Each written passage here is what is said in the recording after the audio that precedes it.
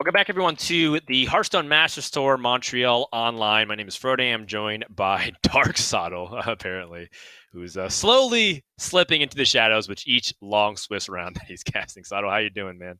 Wait, what's going on? Am I dark? I don't look dark. What's happening? I'm so confused. It looked like your front line. Well, I guess it's just contrast because my lights are really bright and it's like blinding me. But rightfully so, Sottle has turned it off because sometimes it is a little distracting.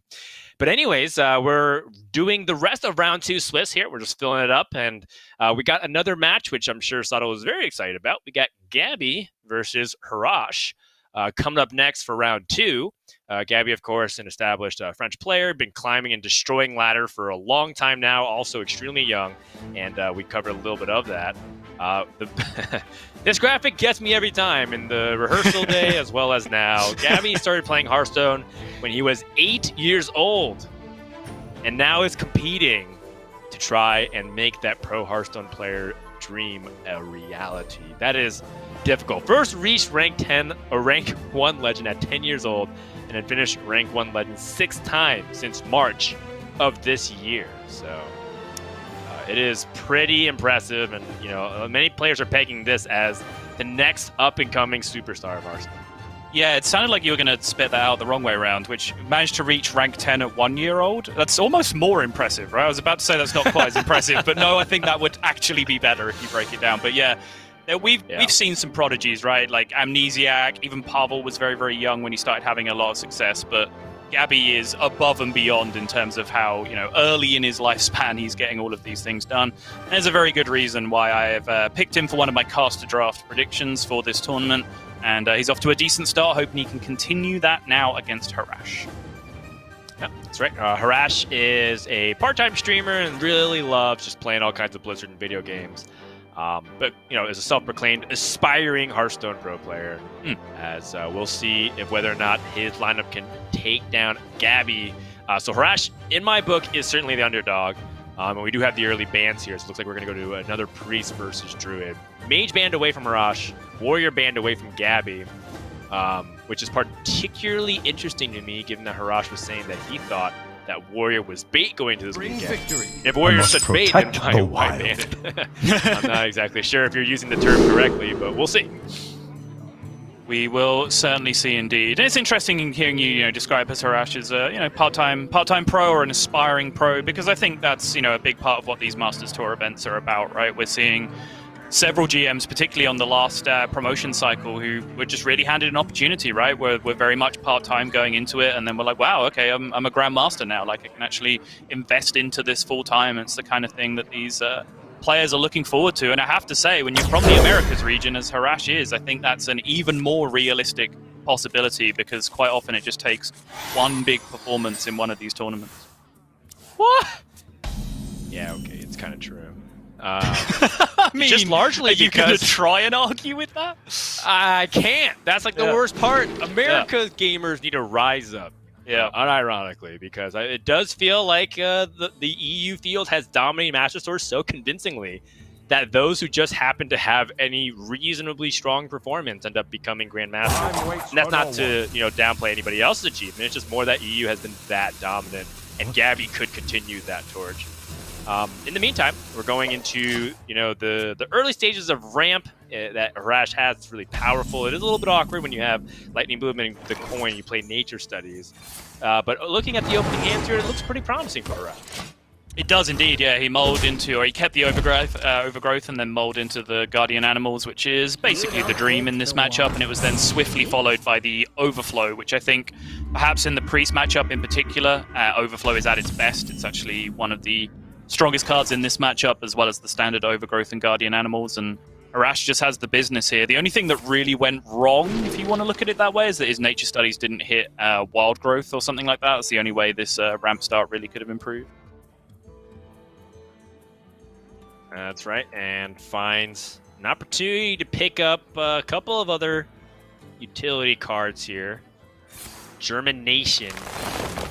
So, I mean, he's not playing a Malygos list that wants to use Germination to copy Malygos. Instead, he's just going to have Germination, maybe find another reasonable minion to copy, whether it's like, let's say it's an exotic Mount Seller, or he gets a really good Ysera Unleashed, or maybe even just another Twilight Runner to draw more cards. Right. Given that he also has Broomsticks in his deck, so the nice thing about copying minions that get the rush from Broomstick is you can often just play it again, or rather have it attack and then get that effect again.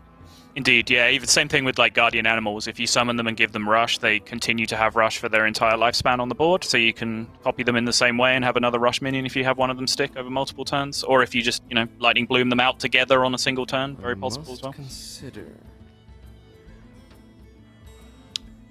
Right, and so from the position of the Priest, you have an option to play, a little bit slower. You can try to play a little bit quicker. Slower, of course, is like amassing resources, trying to find the ability to respond to the Druid. Quicker would be developing onto the board and even maybe putting pressure on them. But Gaby doesn't exactly have ideal lineups, right? Like Apotheosis wants to be on a much bigger minion than a Wand Maker. Mind Flayer wants to actually copy something so they can actually have a sticky board presence. So a little bit annoying for the Priest to start things off. It is. I do respect the usage here. I think this is one of the highest win rate lines you can take against Druid, is just to drop out an Apotheosis minion early. It's going to get absolutely devoured by the Guardian Animals, but I think a lot of times if you're playing against Druid and they open with the Overgrowth, you don't beat the Overgrowth into Guardian Animals turn completely consistently, so it's a good idea, I would say, just to pretend they don't have it and just try and do the most aggressive thing that you can do outside of that situation.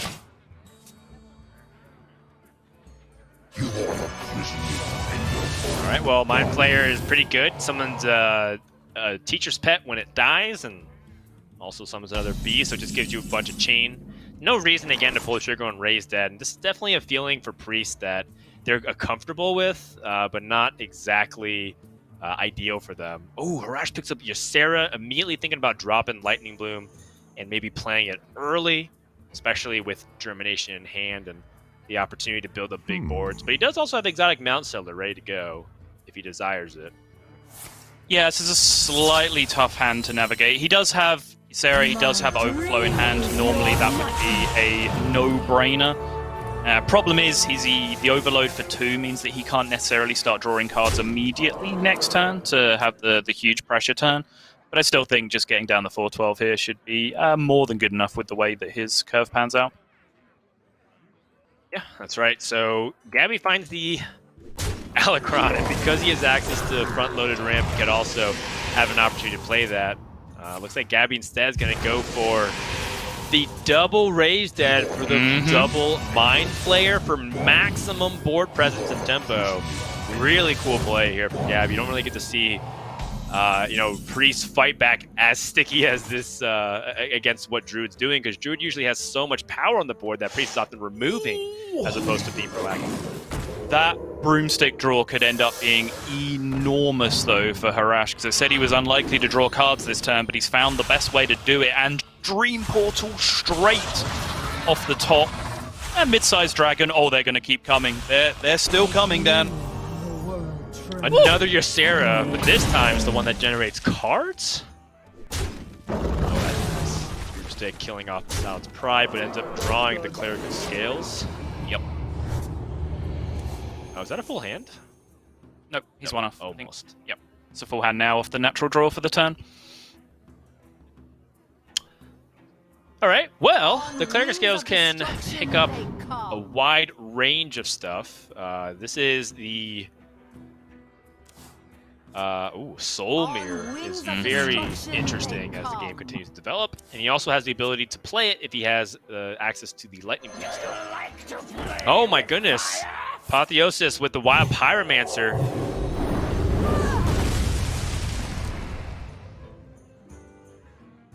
It's a huge heal, but I mean, Gaby's just still kind of panicking here. He has to drop his Lazul Scheme, which not only gets another proc off the Pyromancer for healing, but also reduces the 4 damage from the Ysera, but he's still not really winning board. Like, his 2 4-12s are doing great here, but with the amount of value that Harash has left in his deck here, you go imagine that he's going to be pushing out some more big threats this turn. Yep, very much so. And that's maybe where cards like Soul Mirror and Murazon, maybe even the Wave of Apathy can come up really big for Gaby, but that's more of a reactive game plan, and Harash could actually end up hedging against it in a couple different ways. Mount Seller does end up hitting the board, and yet he wants to dump his hand, especially with the overflow and other forms of card draw going on right now.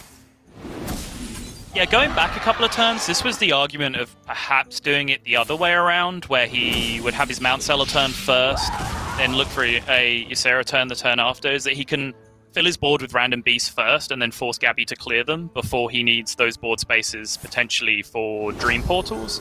The problem is that I think the Overload works even worse if you do it that way around. Like, if you had a Mount Seller turn and Overloaded, you're still then not playing Ysera the next turn, right? So you come a long way off generating dragons. So I think on reflection, I like the way that Harash played his curve here. Yep, makes sense. Gaby hovering over that Soul Mirror to start things off. Does have the ability, again, to still utilize up to 10 mana at this turn. I was thinking about Soul Mirror and just Wave of Apathy to stall for a little bit, because with Harash playing Survival of the Fittest, it is a big threat when your opponent has such a wide board like this.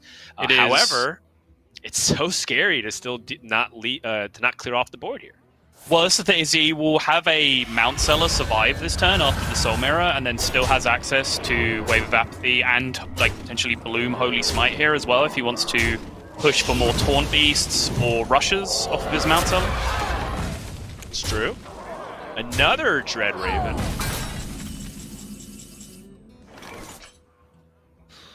Wow, okay. So Harash has Swipe, which looks pretty good onto this board.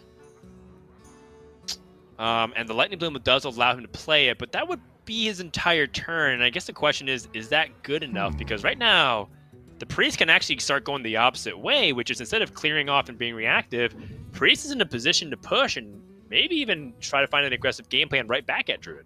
Right. Yeah, Gaby's done a good job here from being a long time behind. That double raised dead play, I think, was the key swing turn, because he did just get himself that board presence that he could build on.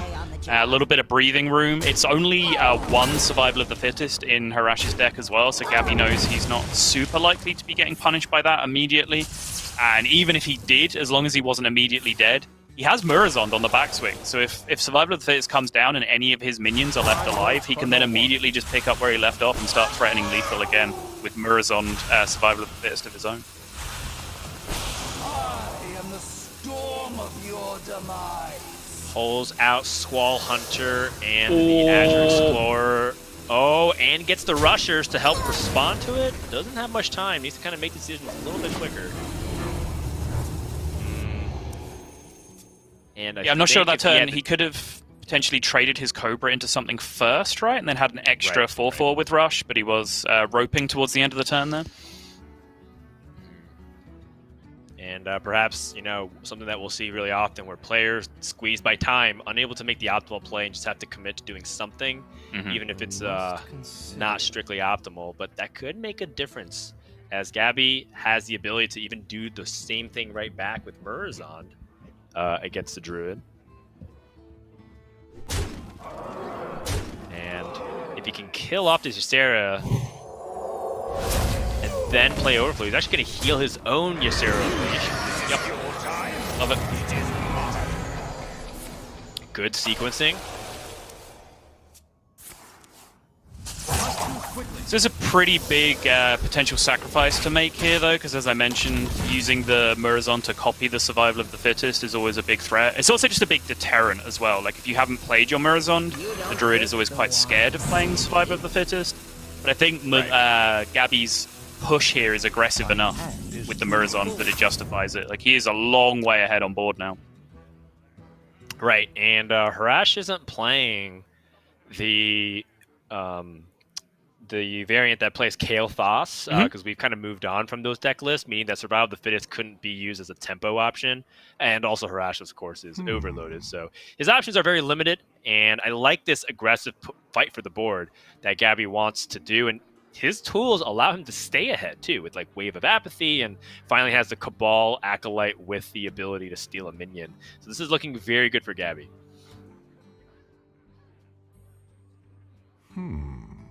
Ysera Awaken deals 7 damage to all characters, by the way. All characters that aren't Ysera's, very crucially, in this situation. That's true. That is true. That which includes, of course, Ysera Unleashed. Very awkward. What do you even do? Wow. Like, I'm sure Harash knows that. Like, I think it's the right play in this situation anyway, just to make up the board state. Like, yikes. It's just still 2 4-12s in play. Yeah. And I think this is definitely a play of, like, kind of a desperation move. Like, I think Harash, kind of alongside us, not really sure how to exactly win from here. Given that he's really far behind on board, and even if he does play Survival the Fittest, you know, he doesn't have the time to be able to get out all these cards. And Gaby finds Plague of Death, meaning that even if Harash able to set up the meanest board, he does have at least one guaranteed board clear. And Gaby just going to continue to be extremely aggressive here, which I like.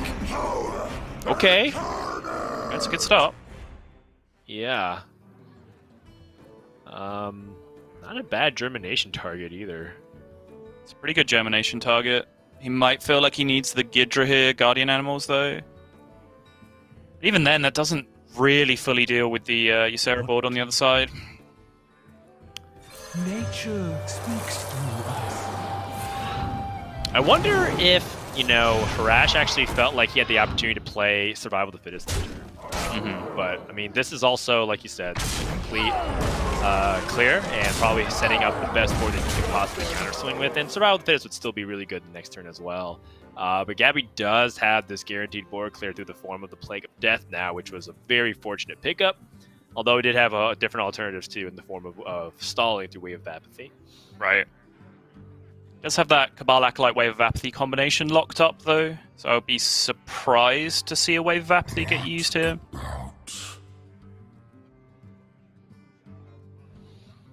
It's a tough one, though, because he knows there's still a few threats left to deal with. He knows there's a Mount Seller board left to deal with. He knows there's the Survival of the Fittest still to deal with. And he knows there's a couple of Dragon options left to deal with. So he is kind of leaving himself without a mass AoE in hand this way. So he does have to probably find some way to win on tempo again from this point. Because now the Mount Seller board is just going to come down right behind this.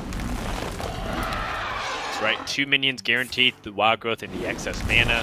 Different portals that still have yet to be drawn here. Yep. 2 Dread Ravens. Varanus. Ironbark as well is that's huge.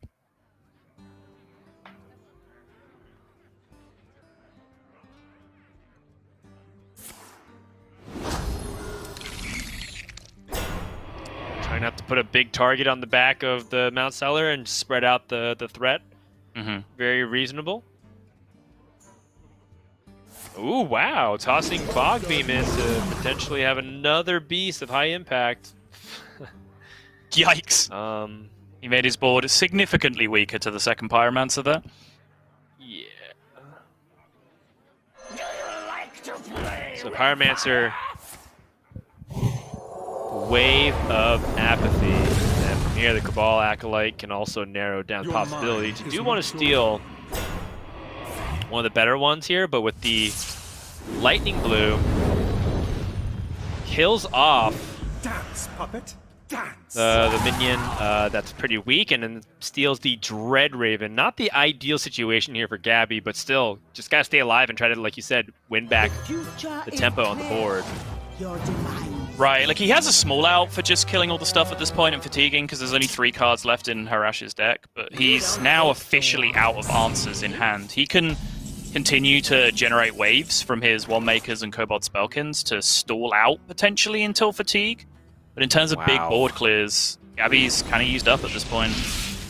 That's right, and now Survival the Fittest can finally come down, something that he's been waiting for quite some time. And I think that's what Gaby was maybe fishing for while playing Madame Lazul instead of the Cobalt Spellkin. Trying to find any way to maybe find Survival the Fittest right back. Cabal Acolyte number 2. It looks like Gaby just has to Spellkin for waves. Yeah, still has an opportunity to stall and survive here. Renew? That's Radiance. Oh, that's Radiance. You're right. Oh, jeez. I think with that, you can kill off the Mount Seller, but there's still 27 on the board. He's at 26. Yep. So he would have to use his Radiance here to survive.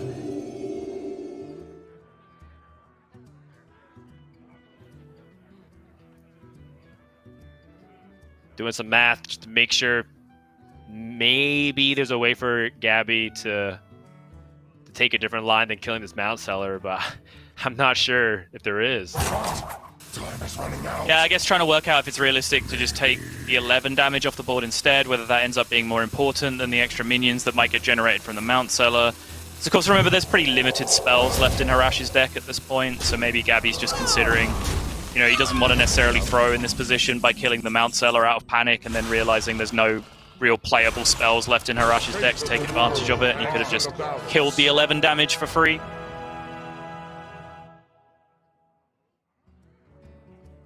Well, I mean, might as well find the Caligos. The Caligos is just a 4/12. The first spell being free is largely inconsequential at this point. And now Gaby is purely on a Shadow Word Ruin. Even then, that leaves up the 4/12 though, right? Yeah, that's true. Oh, he's trading. Interesting. I guess Harash is worried about some kind of potential counter-lethal?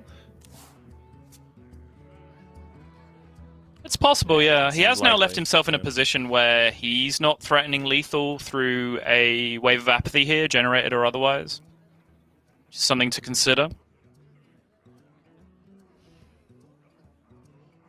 Yeah, but if Gaby can survive this, Harash is all in. Cobalt Spellkin, giving 2 1-cost spells, finds Holy Smite and Mind Vision. Still can stall through a Winemaker, finding the Wave of Apathy, as you mentioned. Sethic Veilweaver is also a potential way to get that. Maybe.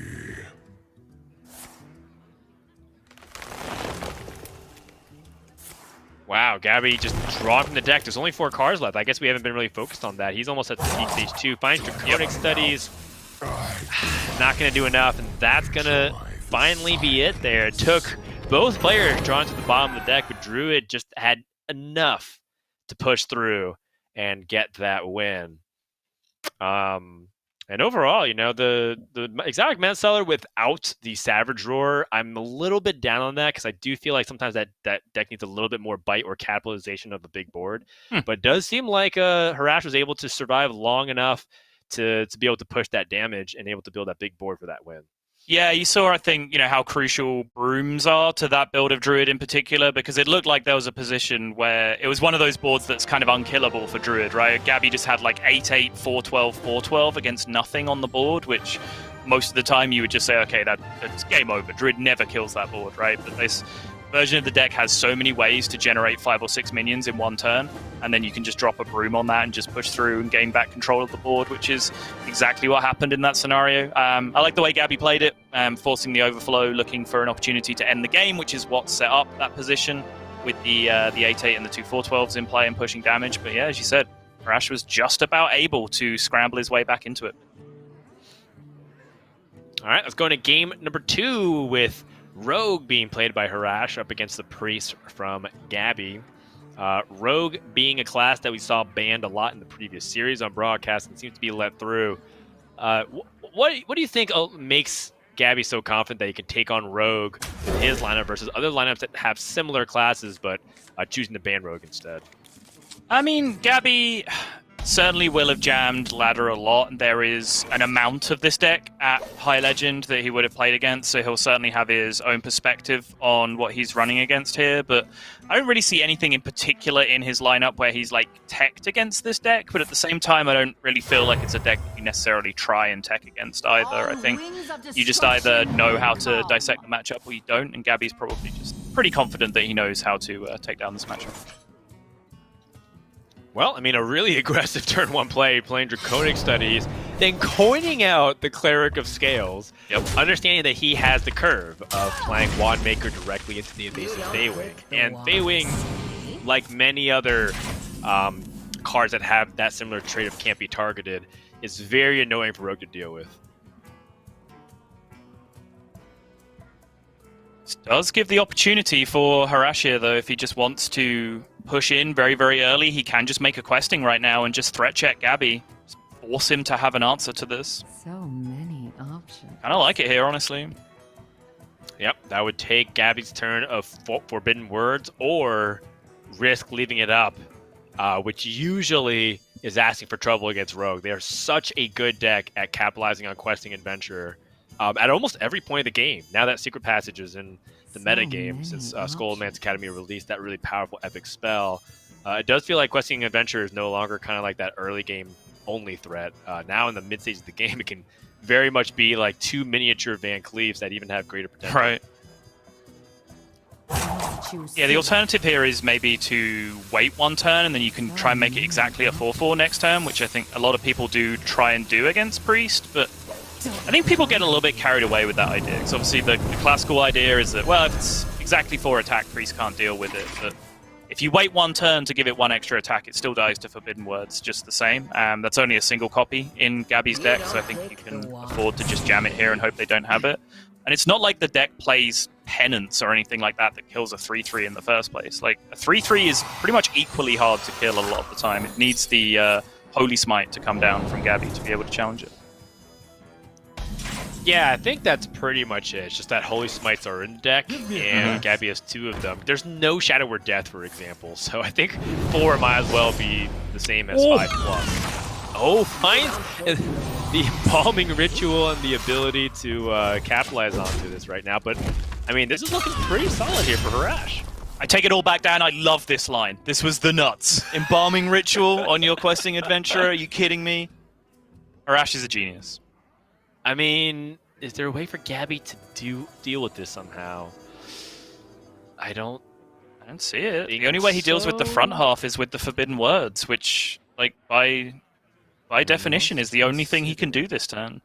Apart from play Raise Dead first. Can't find a way to pyro his way all the way through it, even with the perfect Raise Dead outcomes. Yeah, he just has to rip it. Stop the Questing Adventurer for now, but just reset it, and Harash has a really powerful way to capitalize on it right now with Secret Passage. Could also actually just take it a little bit slower too and just play Wand Maker and Wand Thief as an alternative. So how do you make that kind of decision here? As I feel like Rogue players are actually often introduced with that. Secret Passage now versus maybe a turn later. So on a turn like this, where Secret Passage is almost always going to be insane, I want to spend... The only way I'm not going to do it is if I could spend 5 mana that turn on things that like actually excite me, right? Which, like, Wand Maker and Wand Thief, sure, but then my last 2 mana is either Dagger or Eviscerate the Face, and I'm not really sure I'm excited about the usage of that last 2 mana. So in that position, I'd rather Secret Passage, and you're kind of more likely to find ways that you're happy to spend your remaining 4 mana on from the cards that you draw. Yeah, that makes sense. The Rogue deck is extremely low curved. Only has 2 cards that cost above 3. So it's very likely that you end up having Secret Passage draw you something meaningful. Finds Evocation, by the way, a really powerful way to even capitalize and finish the game even against Gaby, who doesn't have a way still to deal with this Questing Adventure reliably. Nope.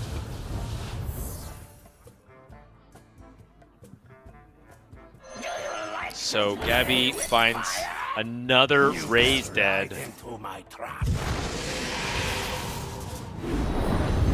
He's Raise Dead number 1, so he now has the opportunity to play Wand Maker into Holy Smite, potentially. Yeah, he can Raise Dead first. Doesn't really matter if he's intending to Raise Dead this turn anyway.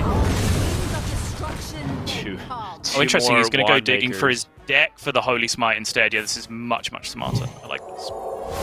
Yeah, much more consistent, as it seems. Oh, if Questing Adventure wasn't enough, Gaby gets a little sneak peek as to what maybe is in the mind of Harash here, as he has Van Cleef also ready to go. And a lot of information actually given to Harash too, just based off the way Gaby played. Gaby just has shown that there was no removal in the hand. They needed to dig for it. And so Harash, I think, is incentivized to play Edwin Van Cleef here. Yep, love it. Gaby has scrambled to deal with one big threat that turn. You're threatening lethal, you have an Eviscerate in your hand. I think it's absolutely a good opportunity. You know your opponent's hand is mostly full of One Thieves, and they tutored their deck for one spell on the previous turn, but they also cast it on that same turn since it was the Holy Smite. So the chance they actually have a clean removal for this Edwin in hand, based on what you saw them do over the last 2 turns, is extremely low. Well, Gaby picks up Radiance, which should keep him alive from what he sees. We know that Harash could easily find more lethal opportunities by just generating mage spells, but definitely worth evaluating if he wants to build up just even a bigger board here instead and slowly distribute his resources.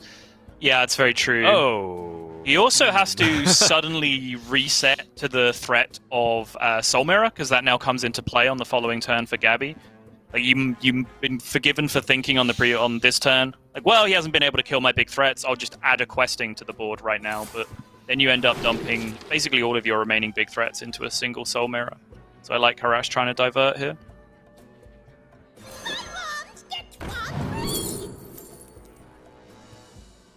Yeah, Harash doesn't exactly have the highest impact spells from the invocation right now. One Thief picks up Brain Freeze. Huh. Yeah, this ended up just being quite a mediocre turn for Harash, which is, I kind of was ready for some real fireworks, or at least just like straight up development. Wait, Harash played Incanter's Flow over Ancient Mysteries that turn? He didn't want to just draw a secret from his deck that costs 0 with his current hand? Funny enough, with things like Shadow Step and Prep in his deck, what is he discounting anyways? Right, yeah, Incanter's Flow is kind of like much worse than you might initially think at this point. Yeah. Well, still might not matter if Gaby can't deal with it. Finds an Aeon Reaver to kill the Edwin Van Cleef. And that, I mean, that could potentially be resources that Harash doesn't get, right? Because he has 2 Plagiarize in the deck. Having more tools like the Aeon Reaver to just develop tempo right back into your face of your opponent and push damage could have been pretty powerful in this spot. Mm-hmm. Oh, up to no good. Me too.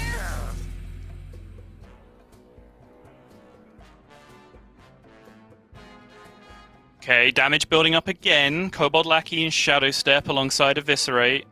There's a lot of damage that can potentially go face, but if Harash is looking to end the game in terms of damage, he does still have to pay attention to the board because he's threatening to just get immediately blown out by Apotheosis if he leaves any of this board state up, particularly the Pyromancer, although obviously that's priority number 1 to go down here anyway.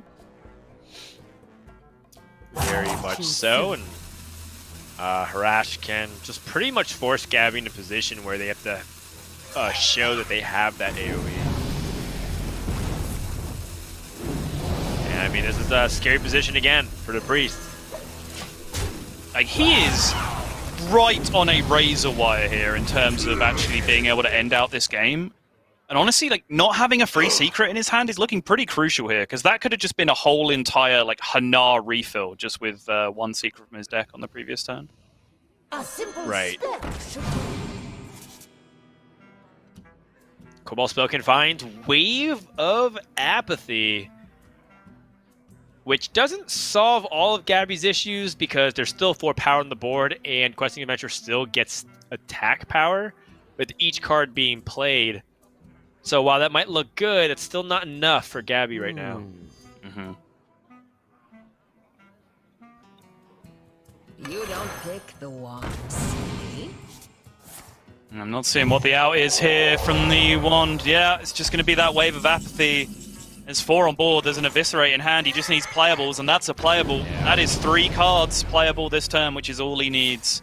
The lethal Harash is going to go 2-0. Yeah, that's right. So the underdog Harash, multi-time legend, trying to make it right now as a Hearthstone player on the side, is up 2-0 against one of the promising upcoming talent in Europe. So with just a 2-0 victory, just has to get Demon Hunter over the hump for this last game on Harash's side. We've heard a little bit of Derek talk about Demon Hunter, and we've seen Demon Hunter throughout the weeks here for the past month or so. Any thoughts from your perspective on how Demon Hunter is outfitted for Gaby's lineup? I mean, I think lineup-wise, it's okay. Gaby does have the mage available, but that's been a fairly contested matchup on either side. And I think the priest matchup, people go back and forth with as well, though I personally feel like that's kind of priest-favored. But the way this has been going so far from Harash, I wouldn't be surprised to see him just absolutely steamroll through this, because it seems that the things I am a fan of this series, Dan, are not working out too well. Because Gaby, for example, I am a big fan of, and it so far has not worked out too well for him for this point. That's right. So here we go. Potentially the last game in this best of 5, as Harash has an opening that is okay. I would say that generally you do want to have early game playables like the Eldrazi Warblades and whatnot, but I like playing more proactive with the deck. I want to have my early minions, the Soul Jailer. If you play Wand Maker, you can totally have that thrown in as well. Yeah, looking at Harash's list, he does play double Wand Maker, so he does have a lot of pretty aggressive early curves to look for here, so I would like to see him do so.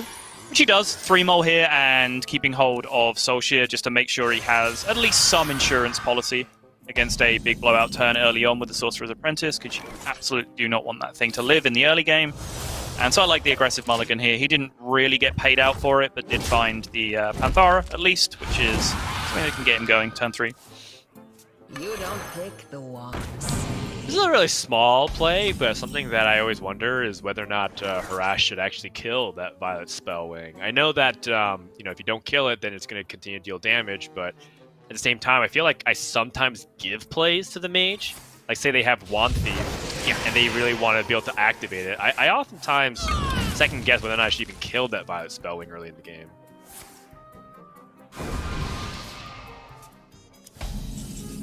But on Gaby's side, looks like it's pretty straightforward. Not going to really capitalize on that just yet, as Harash, it's really on him to be able to develop proactively here. Mana Feeder Panthera draws a card from the deck, and overall, as long as he can just continue to get set up with his weapon and don't feel like there's a lot of aggression coming the other side, Harash is the one in the driver's seat unless Gaby proves otherwise. Although, with that Sorcerer's Apprentice draw, that's a huge pickup. It is. I was about to say, this hand is one draw away from greatness, because there's a lot of mana to be spent on all of those one-cost spells alongside that Mana Cyclone, but now all of a sudden there isn't, and I'm expecting to see almost all of this hand dumped outside of the evocation. He actually holds on to the devolving missiles as well, which is kind of interesting. Rips the arcane to face, and then I imagine he's landing Mana Cyclone at the end of all of this. Yeah, Mana Cyclone after 3 spells have been played would give him 3 spells at the end of the turn. Maybe that's why evocation looks a little bit more appetizing.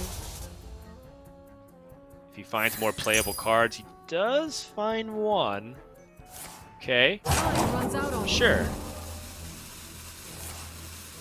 Interesting. He just chose to get that full value out of the evocation as opposed to refilling with the Mana Cyclone, which now does leave his hand a little bit dead overall. He did hit the Frostbolt off the evocation, which is huge. You shut down so many potential turns. I think a lot of people are quite focused on, Frostbolt can win the race at the end when they're threatening to hit me for 15. In one turn, but it's still much like Tempo Demon Hunter from the previous expansion, where if they're not allowed to attack, it does just straight up switch off a lot of the cards that they play in their deck. Yeah, and I think that Gaby had identified that the amount of spells he would get off of Mana Cyclone is 3 spells, I think, right? And so might as well kind of play Mana Cyclone in a situation where you could probably get a little bit more value off of it. And with more mana, he probably was going to generate as many spells, if not more. But it does leave some dead turns, like right now, for example. Yeah, that's why I was curious about the Devolving Missiles as well, right? Because he could have had a 4-spell turn if he'd have Devolving Missiles first before the arcane missiles, potentially, and then just got it out of his hand and recycled it into the cyclone, which is where my head was at initially. But Gaby chose to go with the evocation line, so now here we are.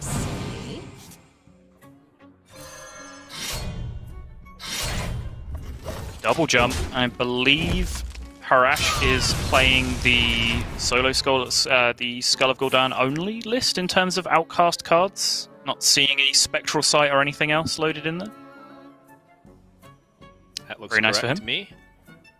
Oh wow, Gaby finds evocation off of the magic trick, and can actually consider playing the Mana Cyclone in this position as well, because evocation and Mana Cyclone, while they are great cards to have, sometimes they're at odds with each other, as you saw previously.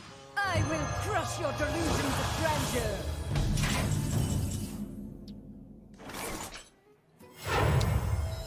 Now Damage this is going to really start racking up here. Exactly. Harash has the perfect tempo play here, just to be able to clear down the board, and then from this point onwards, I can only imagine it's just going to be damage, damage, damage.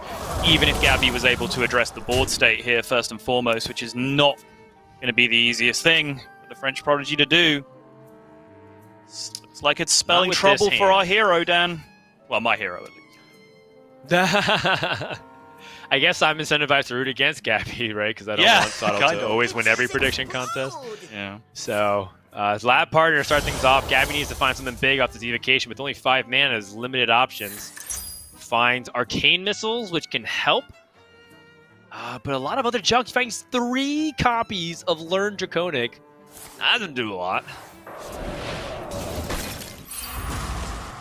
Yeah, I mean, he's definitely not dead, but this is looking really bad. Yeah, whoops indeed. Gaby throwing out the whoops here because I think he's just noticed he's spending 1 mana on Font of Power this turn, which if that is the case, he should have done it first, because then he can potentially hit Sorcerer's Apprentice or any number of other things that can actually play nicely into the turn. Right. But that's why he did.